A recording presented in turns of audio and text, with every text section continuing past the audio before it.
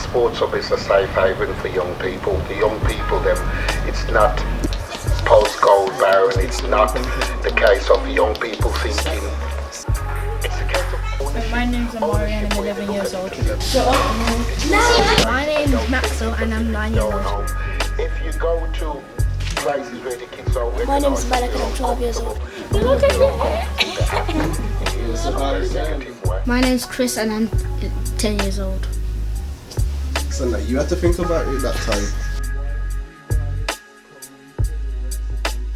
Well, we came to have fun.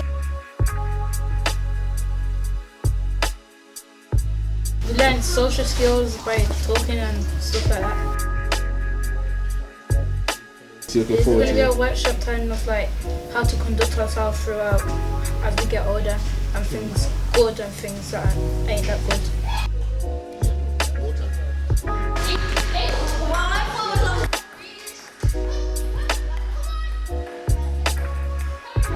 Well, I think this residential is very important for the young boys. You know, it teaches them, out of it they will learn a lot of social skills, you know, inclusion of their friends who might be from different backgrounds, different cultural backgrounds, different religious backgrounds, different families, different homes, you know, and they will basically learn how to get along with each other. You know, there are times when they won't be with their family, their parents all the time, you know, so they'll have to learn to deal with other elements of society.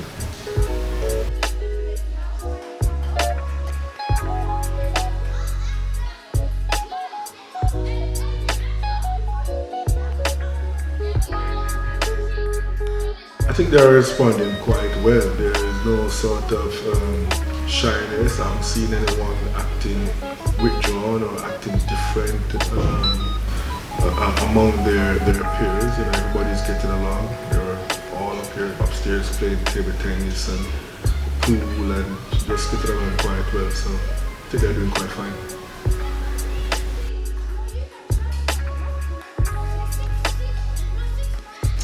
Well, out of it, I really hope that they will really, you know, learn how to accept differences in society. You know, in society, especially these days, you know, it's very multicultural. You're 12. Ooh, who's at West Brom? He's at West Brom. Both of you at West Brom? Yeah. Easy. Like twins? Are you brothers? No. Nah.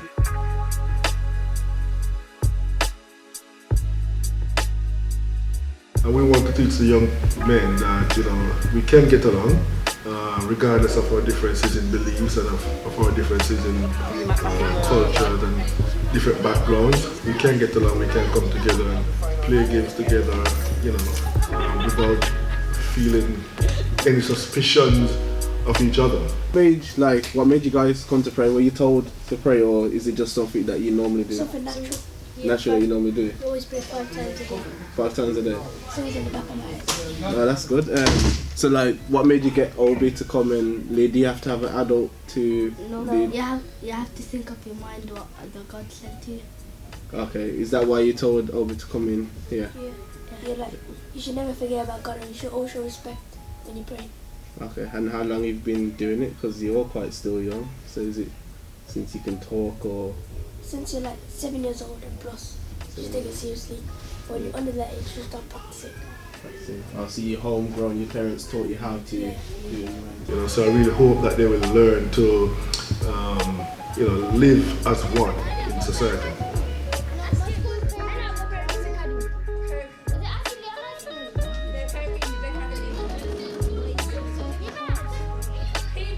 It's a different mixture. For instance, my 2 sons are here. So we're a family. My wife and I, we have 3 kids. We live together. So, you know, that's not a broken home. There are children here who probably live with, I know as a fact, who probably, it's only the mother that's around. There are children from foster homes and so on, so it's a different mix. Are you looking to do anything different in this second early intervention to the first one? yes, we want to be able to follow the path of some of the young people over the next 12 months. We want to see if some of the interventions we've do and some of the pathways we've created, if the young people then in 12 months time to see where they end up, to see if they're being permanently excluded, if they end up in alternative provision, or if what we're doing is the right thing for the young people. Hello everyone, my name is Ash and I run a project called Kiki. I think some of you guys were at the last session. Who was at the last session? Am I right? Good evening, my name is Mark James and I am one of the governors of a primary school, local primary schools, and most of the boys here have been involved with through various programs, football programs especially. My name is Ricky Otto. As Lincoln said to you guys that I'm an ex-professional footballer. As you can tell by my accent, I'm from London.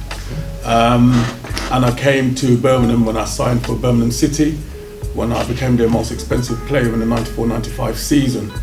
I'm here really just to kind of let you all know a little bit about my experience of playing football and really how I got to play football, because my path was a little bit more unconventional than the average footballer. So that's what I'm going to be kind of just sharing with you guys today. My name is Abayed, everyone just calls me Obi.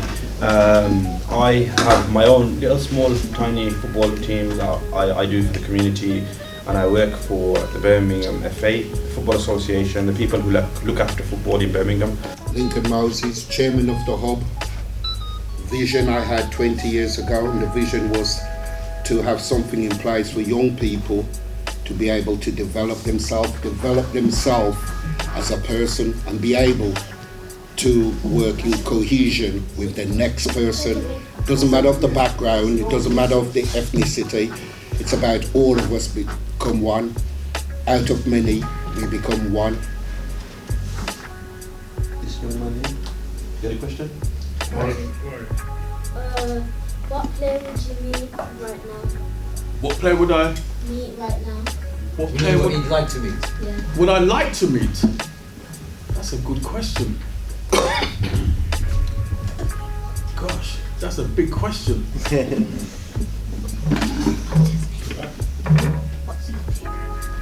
I would like to meet the next professional footballer in this one. Good answer. Good answer that is. You, yeah. You used to be the leading top goal scorer when you were left. Yes, at Southend United I scored 16 goals in the first division at that time. So top scorer for the left, for a left-sided. For a left-sided midfielder, yeah.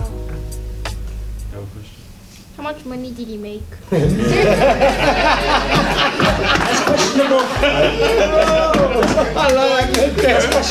should have had him as my agent. Good question. Okay. Cocaine. Okay. Cigarettes. Cigarettes. So when people say to you, oh, it's only weed or it's only cannabis, don't fall for that. The other issues we're having is crack cocaine and crack. We enjoy playing the games and listening to. We're having fun with our other colleagues here that we're spending the night with. the workshop? Yeah, I like when the ex-pro footballers speaking I about. thought it became successful because it's a case of understanding the needs of young people. Young people who seems to be marginalised by life circumstances, and it's a case of creating alternatives to these young people to antisocial behaviour. This intervention, we're working with the younger cohorts who are just getting ready to start secondary school, and those are the ones who are deemed to be influenced by their peers more than anything else. So what we want to do is create a mindset to say to the young people, don't follow your peers in terms of negativities. There's opportunities over there, but education is the key. Concentrate on your education and everything will follow into the right direction. Why have you decided to do this at the Sports Hub again instead of doing it somewhere else? The sports hub is a safe haven for young people. The young people, it's not postcode barren, it's not the case of young people thinking. It's a case of ownership where they look at it as if to say, this is my place, and they'll treat it as if it's their own home. If you go to places where the kids don't recognise or feel uncomfortable, and when they feel uncomfortable, they act in a very negative way. Are you looking to do anything different in this second early intervention to the first one?